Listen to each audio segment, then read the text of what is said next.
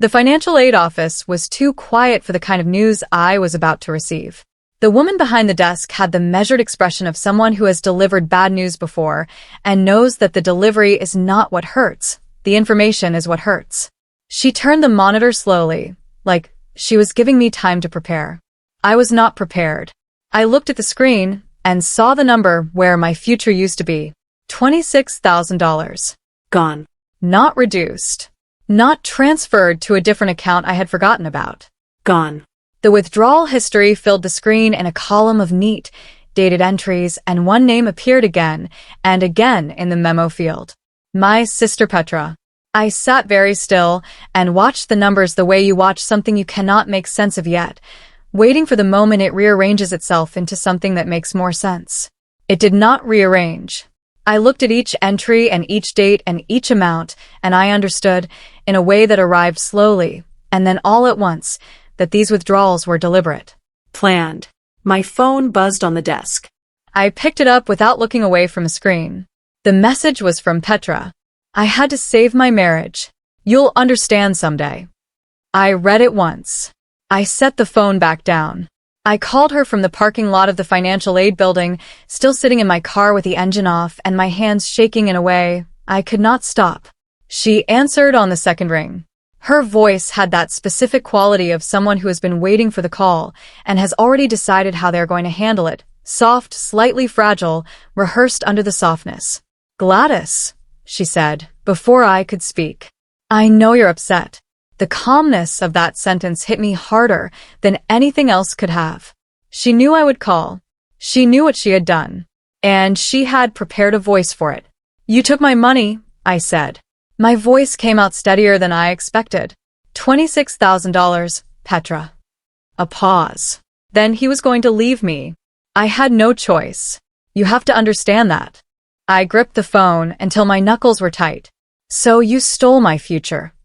It was temporary, she said, and I could hear the desperation leaking through the rehearsed tone. I'll pay it back. I promise. What struck me in that moment was not that she had taken it. What struck me was that she did not deny it, did not pretend, did not scramble to construct a lie. She justified it. My name is Gladys Akins. I am 27 years old, and I built that tuition fund with 4 years of discipline that most people in my life never saw because I did not advertise it.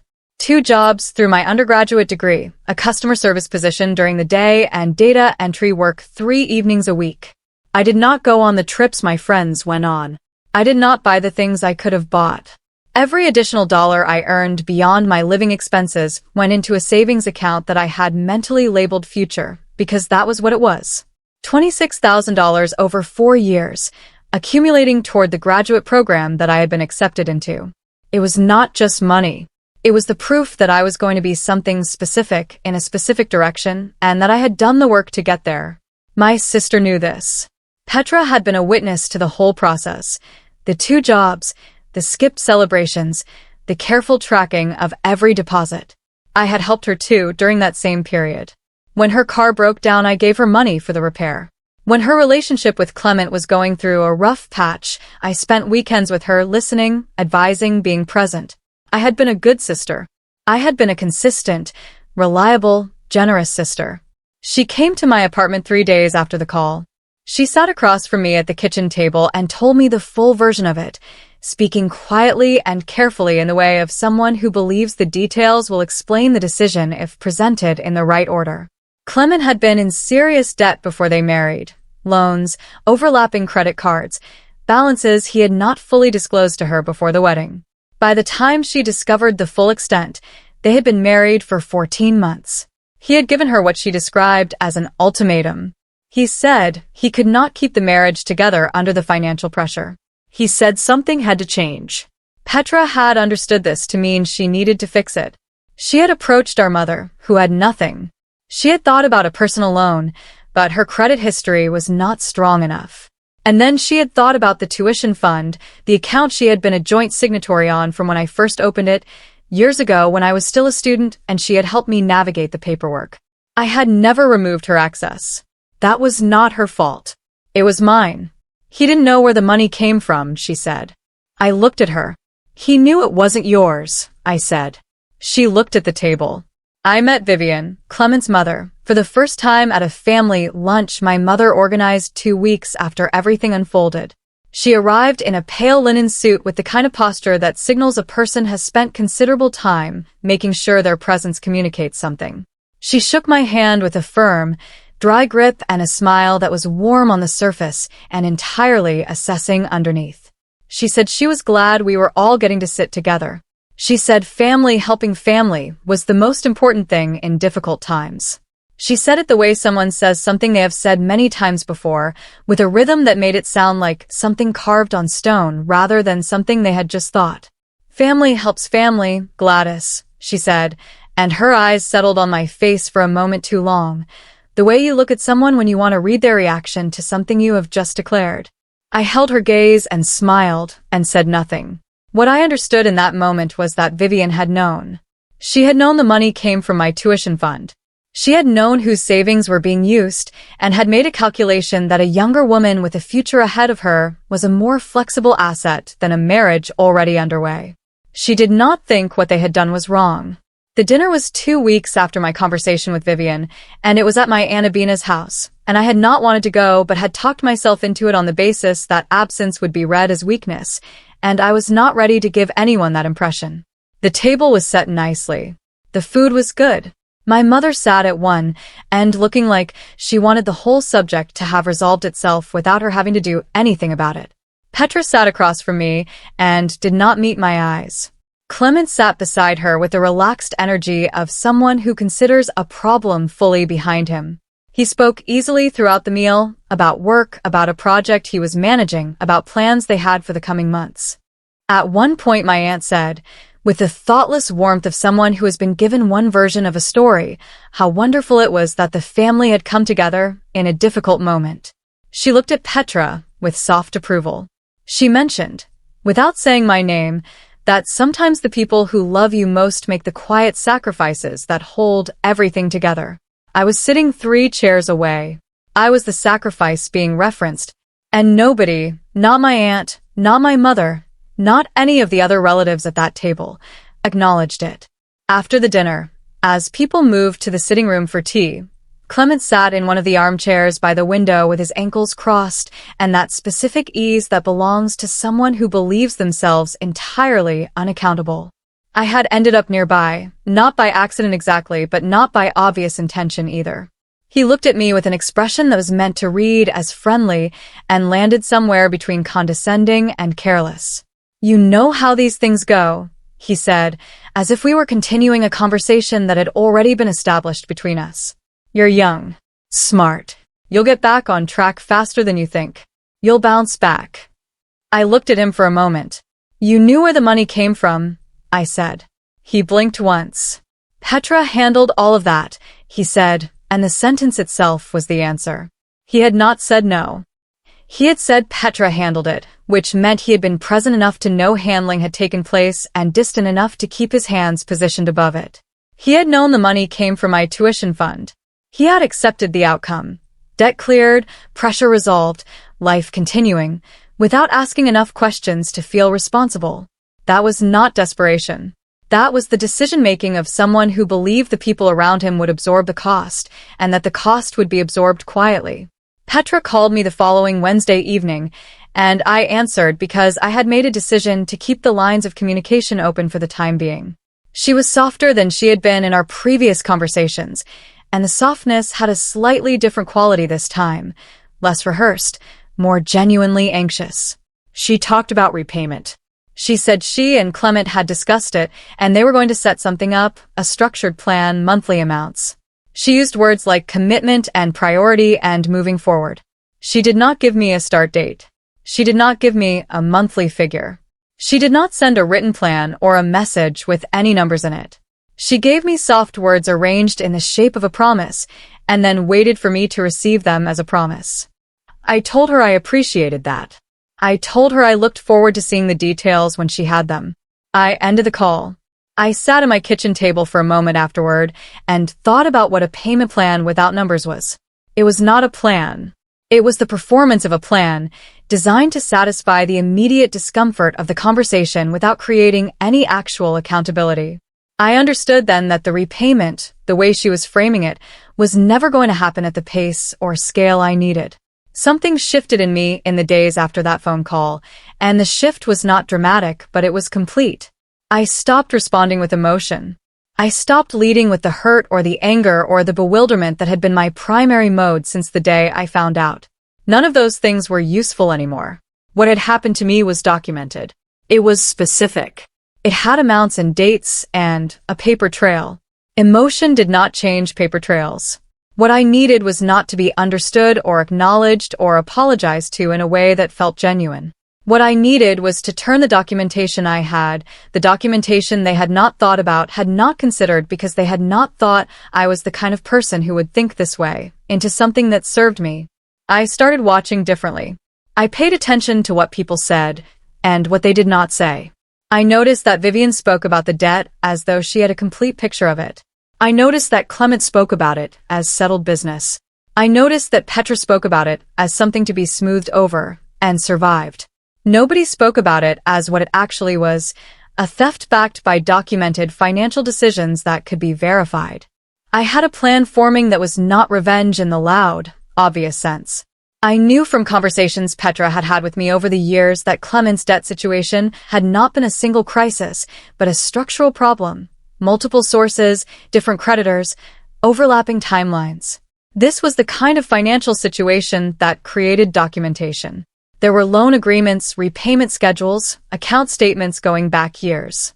There were records of which accounts were serviced and which were not, which balances were cleared and which remained. Petra had described the debt to me as overwhelming and insurmountable, as the reason she had no choice but to reach into my tuition fund. Those were her words, no choice. But debt of that specific type, layered, multi-creditor, tracked, does not exist without numbers, and numbers do not lie. Numbers tell you exactly how much there was, and exactly how much was paid, and exactly what remained. If the debt was as severe as she had presented it, the numbers would show that. If the numbers showed something different, then the reason she had given me for what she did was not the whole reason. And I was increasingly certain the numbers were going to show something different. The question was how to access them. The answer to that was something I remembered approximately 3 days after making that decision, in the middle of a Tuesday afternoon at work, when a thought arrived and sat very still in the center of my mind. 8 months before Petra drained my account, she had been organizing some financial paperwork for a joint application she and Clement were making. I cannot remember the exact nature of it, only that it required documentation from multiple sources and that she had been using my email address to forward and store certain files because she was having trouble with her own inbox at the time. She had asked me if she could use it temporarily. I had said yes, and then several weeks had passed and the whole thing had faded into the background of ordinary life. I had not thought about it again. I had certainly not thought about what documents might still be accessible through that process. But sitting at my desk on a Tuesday afternoon, I suddenly thought about it very specifically. I opened the email thread. It was still there. The forwarded files were still in the thread. More importantly, the links to the shared documents she had been collating, loan statements, bank summaries, account records for 2 of Clement's major creditors, those links were still active. She had forgotten to remove my access. Or she had assumed I would never think to look. Or she had simply not considered that the person she had taken $26,000 from might one day sit very quietly and follow the documentation. I clicked the first link. It opened. The numbers told a story that was significantly different from the one Petra had been telling me. The debt had been real. I want to be clear about that. Clement had genuine financial problems, and there had been real pressure in the marriage around money. None of that was fabricated. But the scale of it had been presented to me in terms designed to make any alternative to using my tuition fund seem impossible, and the numbers themselves did not support that presentation. The total outstanding debt at the time Petra had accessed my account was substantial, but it was not catastrophic. It was the kind of figure that a structured repayment plan, combined with a significantly smaller lump sum from a different source, a personal loan, a family member with actual savings, any number of other options, could have addressed. The $26,000 she had taken was not the minimum necessary to prevent an immediate collapse. It was considerably more than the minimum. There was a gap between what had been needed to stabilize the situation and what had actually been taken from me. That gap was not small. I printed the documents. I printed all of them, highlighted the relevant figures, and sat for a long time at my kitchen table looking at the mathematics of what had been done to me. The spending in the 4 months following the drainage of my account told its own story. I tracked it through a combination of the shared documents I still had access to and what I knew from things Petra had mentioned in ordinary conversation. A new dining set she had described as finally treating ourselves, a weekend trip she had shown photographs from on her phone, a kitchen renovation she had been excited about. These were not emergencies. These were not debt clearance transactions. These were the purchases of people who had recently resolved a financial pressure and were now spending with the particular relief of having gotten away with something. The dining set alone had cost more than $1,000. The renovation, based on what she had mentioned to various relatives, had run to several thousand more. The trip I could not price exactly, but from what she had described, 4 nights away, a nice property, it was not inexpensive. I added it all carefully.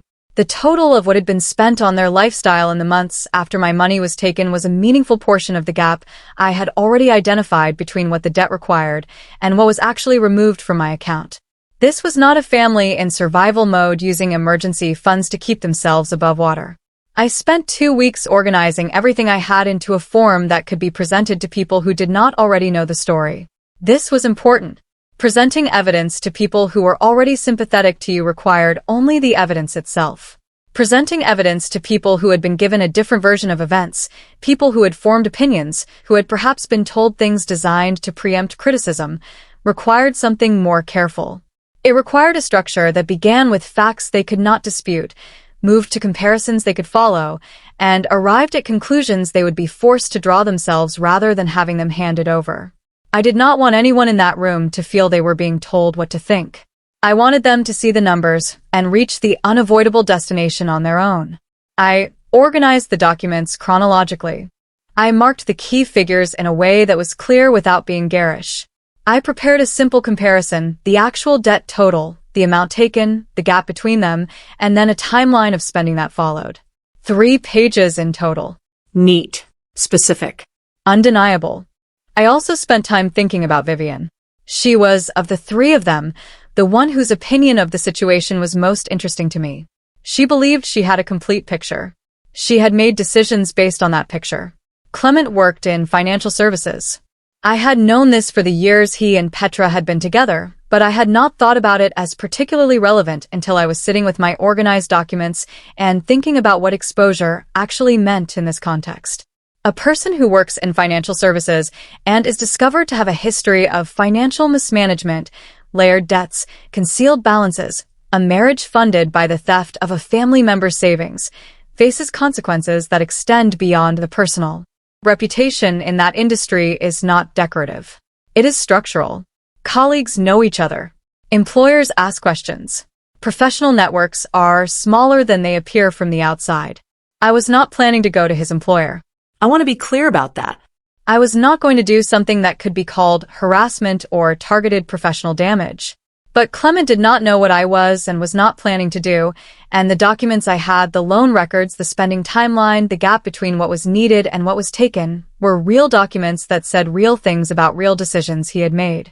The awareness that those documents existed and that I had them was itself a form of leverage, not a threat I was making. A reality he would need to reckon with when everything became visible.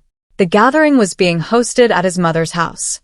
The gathering was on a Saturday afternoon in the 3rd month after everything had started. It was billed as a general family occasion, no specific occasion, just a lunch, the kind that extended families have at regular intervals to maintain the feeling of connection. Vivian had organized it at her house, which was large and well-furnished and arranged in the way of someone who uses their home as a statement. My Aunt Abina was there. My mother was there. 3 cousins and their partners. Clement's brother and his wife. And Petra, who arrived slightly after me, looking careful, the specific look of someone who has been managing a situation and is still in management mode, still performing the version of themselves they need everyone around them to believe in. I had my documents in a folder in the bag I had brought. I had not told anyone I was bringing them. I had not announced anything or prepared anyone or given any indication that this gathering was going to be different from the last one. I sat at the table and ate and talked and answered questions and asked some of my own and let the afternoon build at its own pace. Clement talked about work. Vivian talked about a trip she was planning. Petra sat beside Clement and kept her eyes largely on her food. I watched the room and waited for the right opening. The conversation drifted, as it often does at family tables, through a series of loosely connected topics until it landed, by way of something Vivian said about the importance of financial planning in the general area of money management. It was not a pointed comment. She was talking about something entirely different, a news story, I think, about retirement savings. But it opened a door, and I stepped through it. How much debt did you actually end up paying off? I asked Clement, in the same casual tone you use when you are continuing an existing conversation rather than starting a new one. The table did not go dramatically quiet. A couple of people continued their side conversations. Clement looked at me with the expression of someone who has been asked a question they were not expecting and is rapidly calculating the most comfortable answer. He gave me a number. It was round and confident, and it was not the number I had in my documents. It was higher than the actual figure. He had said it quickly, which told me he had not pulled it from memory. He had pulled it from the version of a story he had been telling, which was a curated version that made the crisis sound more severe than the records showed. He did not know I had seen the records. I waited until the second pause in the conversation, not the first, because the first pause was too close to his answer and would have felt like an attack, and I was not attacking. I was presenting. There is a difference that matters in a room full of people. When the second pause came, natural and unhurried, I reached into my bag and placed the folder on the table. Not dramatically. Not with announcement. The way you place something you are going to refer to. I want to go through some things I found, I said. My voice was level. I was not angry, and I was not performing calm. I was actually calm because the months I had spent with these numbers had moved me past the emotional reaction into something more functional. I opened the folder and placed the first sheet on the table, the loan summary, the actual figures, the total outstanding balance, as of the date Petra had made the first withdrawal. I named the date. I named the amount. I pointed to the figures. Clement's face did not change immediately. The change came about 15 seconds in, which is how long it takes for a person to understand that the document in front of them says something different from what they have been saying. Vivian leaned forward from her end of the table. My Aunt Abina set down her fork. I moved through the documents in order, speaking in the same even register I had found in the weeks of preparation. The second sheet showed the gap, the actual debt total and the amount taken from my account, side by side, with the difference clearly visible. I did not characterize the gap. I simply pointed to the two numbers and let the arithmetic speak. The third sheet was the spending timeline. I placed it on the table and named each item, the dining set, the renovation, the trip, with the approximate date and the approximate cost, and I noted that each of these occurred within the 4 months following the withdrawal from my tuition fund. I did not say anything beyond the facts. Petra's face had gone the specific color, that means the blood has left it quickly. She was looking at the table. Clement had stopped looking at the documents and was looking at a point somewhere between me and the far wall. But the reaction I was watching most carefully was Vivian's. Because Vivian had believed she knew the full picture. She had made her assessment. Family helps family, pragmatic decision, younger woman would recover. On the basis of a presentation that had been given to her by her son and daughter-in-law. And what the third sheet was showing her was something she had not been told. The extra spending. Vivian looked up from the third sheet and looked at Clement with an expression I had not seen on her face before. The warmth was entirely gone. In its place was something precise and cold, the expression of a woman who has operated her entire life on the basis of complete information and has just discovered she was given an incomplete version of an important story. You told me the situation required everything, she said. Her voice was level in the way of someone holding a great deal of force very tightly in place. Clement started to say something. She continued without pause.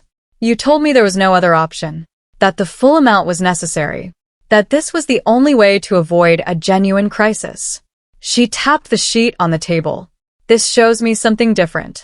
The alliance between them, the one I had been watching since the first lunch, the one she had used to position what had happened as reasonable and manageable, cracked in that moment. Not loudly. Not with shouting. Just a clean break at the point where her expectations and the truth had made contact. Clement said that the situation had been more complicated than the numbers alone could show. He said that there were factors that did not show up on paper. He said it with the particular desperation of someone trying to reframe in real time. What happened next took about 10 minutes, and it unfolded in the way of things that have been under pressure for a long time and finally release. Clement stopped trying to reframe and started filling in gaps, the kind of gaps that open up when someone gives you a number that is wrong and you point to the correct number. He acknowledged that the original debt figure he had given Vivian was higher than the actual amount. He said he had presented it that way because he had wanted to resolve the situation completely rather than partially, and that he had believed the full amount was available and that Petra had indicated it was. He said he had not known it was my tuition fund specifically, and I looked at him when he said this, and he did not look back at me. What he said after that was worse, in some ways, than the theft itself. He said he had assumed the amount would be manageable for me.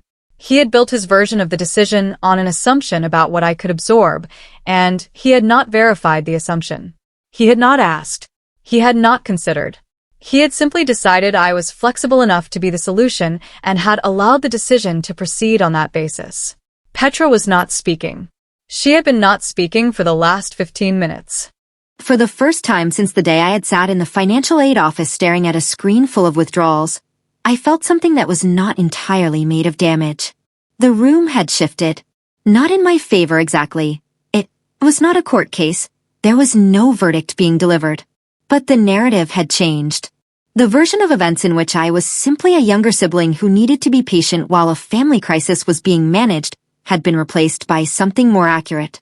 People who had heard one side of the story were now looking at the numbers that sat underneath the words they had been given, and the numbers were not saying what the words had said. My Aunt Abina looked at me with an expression I had not seen from anyone in my family in connection with this situation.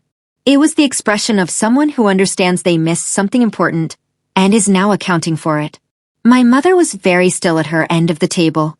Vivian had moved back from the document slightly in the way of someone who has read enough and needs a moment to think. Petra was still looking at the table.